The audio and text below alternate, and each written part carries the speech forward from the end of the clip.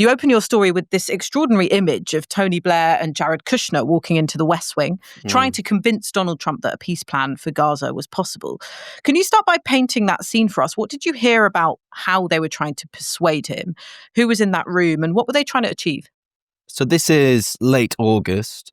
Blair and Kushner have been working together for 8 months already at this point on a plan to end the war in Gaza. Trump, we know, was flirting with ethnic cleansing. He was speaking about clearing Gazans out, and he had this vision for a Riviera waterfront on the coast. This was a proposal to not do that, and one way in which Blair and Kushner wanted to convince him to do something else was through a poll that the TBI had done. This is the Tony Blair Institute, Tony Blair's sort of shadow foreign office, as I describe it in the piece, to say that the Gazans didn't actually want Hamas to be in government in the enclave. So they went in there with Steve Witkoff, who has been pursuing these negotiations in the Middle East and is Trump's main man there for months and months and months. And Witkoff is close to both Blair and to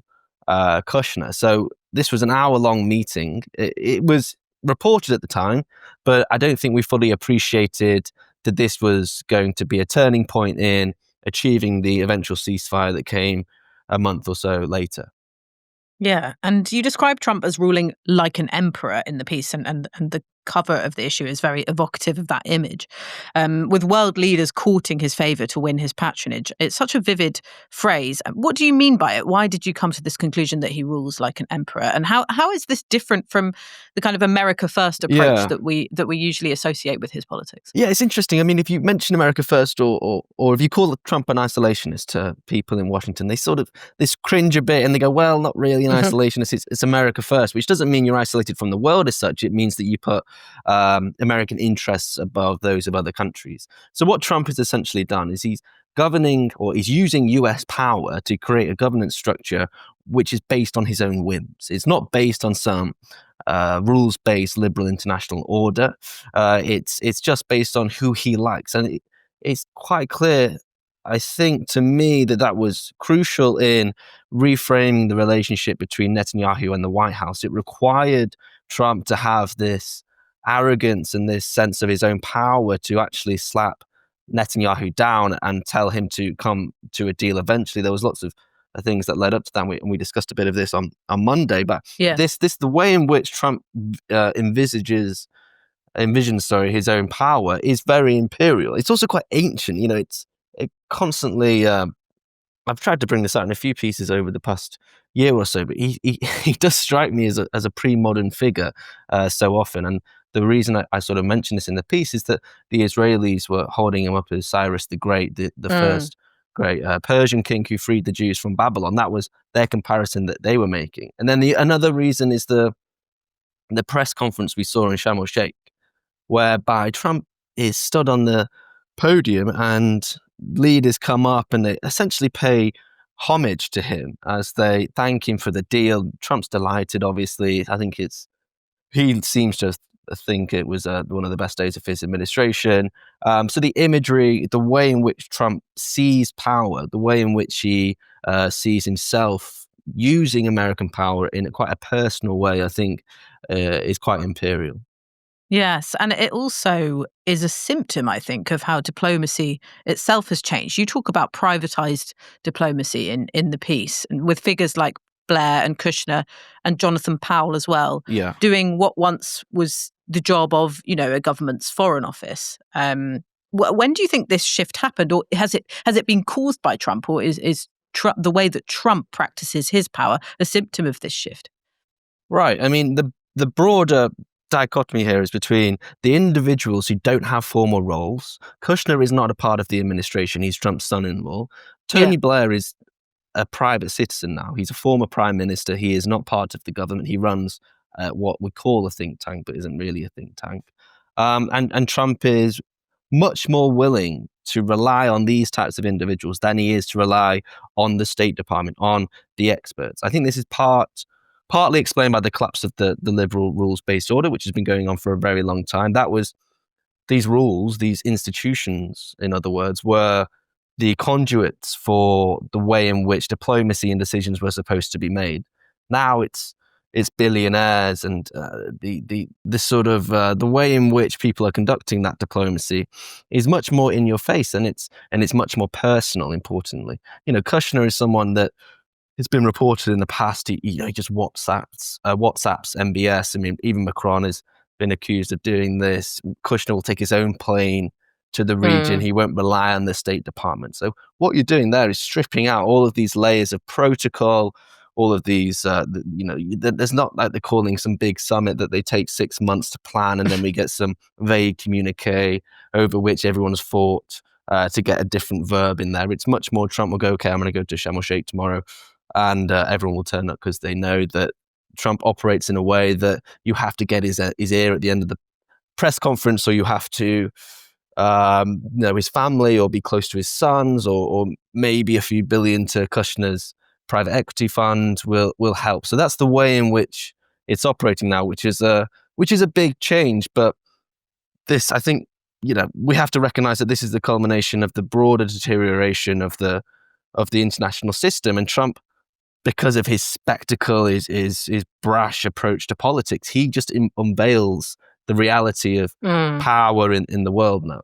And I think that's what the ceasefire does. I mean, the ceasefire in and of itself is really important, obviously, but it's such a seismic and sort of seminal moment in revealing how this new type of diplomacy operates.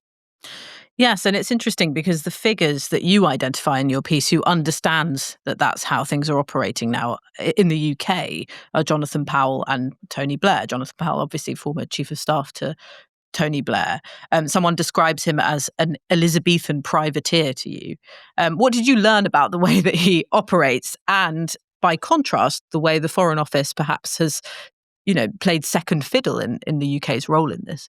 Yeah, I think when people see the role that Jonathan Powell played, and I'll just lay that out. So over the summer, Keir Starmer said to Powell, "Please, can you focus on this, because it seems as if the window for peace is closing," which was quite prescient of the Prime Minister. And there were competing deals on the table. There was this Kushner-Blair proposal, there was a Franco-Saudi proposal that was being worked on, and there was a plan from the Gulf states. They're all relatively similar, but they emphasize different parts, as you'd expect. And Powell played this convening power, this synthesizer, where he brought them together, and he worked quite closely with Witkoff. So that was his sort of role. So the UK has not played a major role in this, whatever Bridget Phillipson or others might say. That's just not true. But they have played some role, and that's worth acknowledging. I think some people might think that, well, isn't Jonathan Powell, isn't he your classic Whitehall figure? Is this actually not the maintenance of the institutions? I don't think that's quite right. And yes, Jonathan Powell used to be a very senior civil servant before he became Tony Blair's chief of staff, but he was also the inaugurator or creator of this more informal type of government that we saw take hold under Tony Blair. Remember the accusations of the sofa cabinet and the sofa government, the downgrading of the more traditional institutions such as the cabinet itself. And people in Blair's number 10 would look longingly at the executive power of the White House. So again, this is something that's been going on for a very long time. And also remember that Jonathan Powell was heavily involved in the Good Friday negotiations.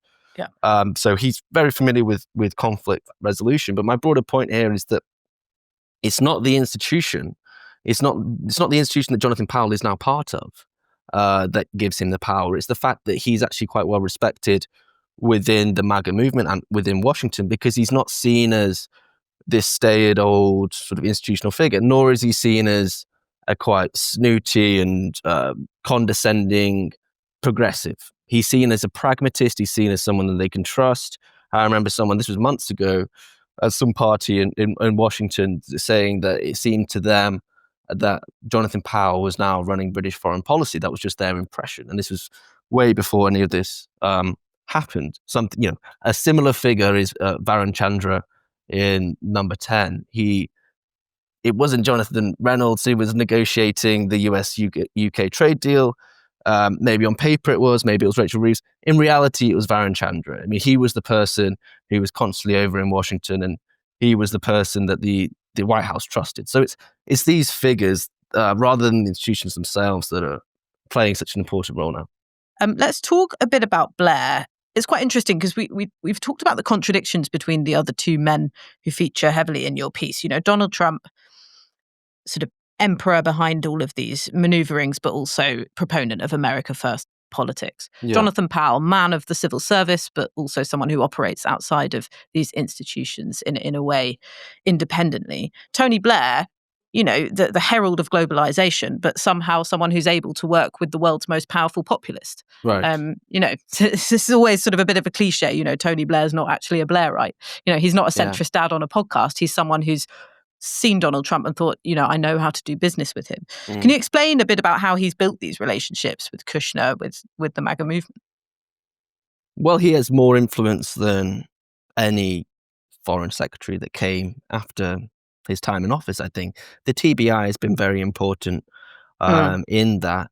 It's largely funded or partly funded, I should say, by Larry Ellison, who is the American tech billionaire who runs Oracle. They are very closely linked, as we published a great piece on this a week or so, a week or 2 weeks ago, I think it was, which goes into detail and how that relationship has come about. But Blair is someone. I remember watching. I think it was an interview with Alistair Campbell he did. I can't remember when. I think it was 2017 or something when Trump first came in, and Campbell in his usually dogmatic and straining way, he says to Blair, "Come on, can you condemn him? Come on, this is the guy that we hate. You know, he's a racist, he's a misogynist." And Blair refuses to do so.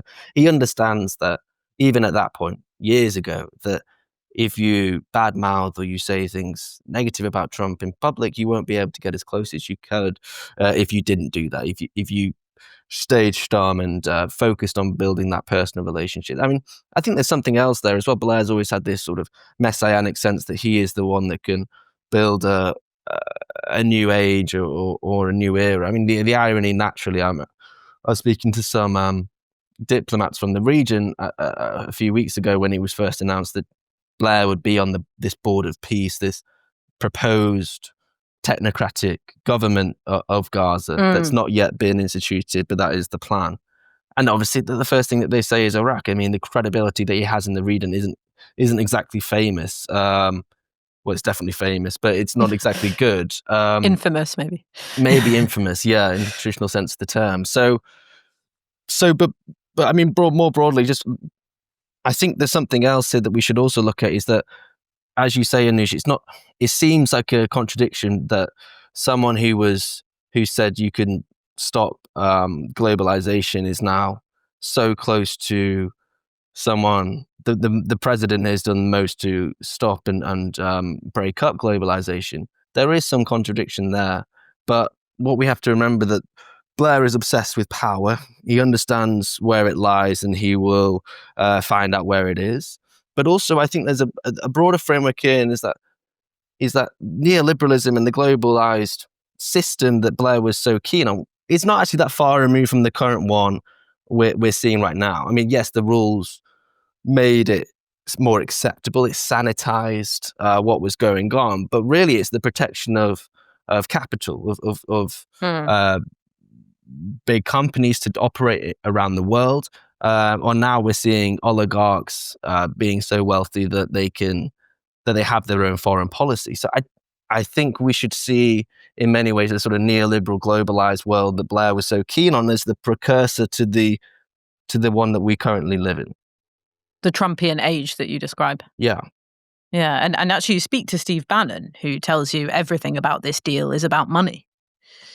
Yeah, Steve would is that Steve the ultimate would say logic that. of the Trumpian age? Well, I mean, in part, I mean, the money and business are so intimately connected within the Trumpian world. You know, Kushner is someone that when he left after the first term, and remember in the first term, he was a senior advisor to Trump, and he was integral to the creation of the Abraham Accords, which normalized relations between some Arab states and Israel. After he left office, he set up something called Affinity Partners, I think it is. It's essentially a private equity fund. Most of his money, though, comes from Saudi Arabia.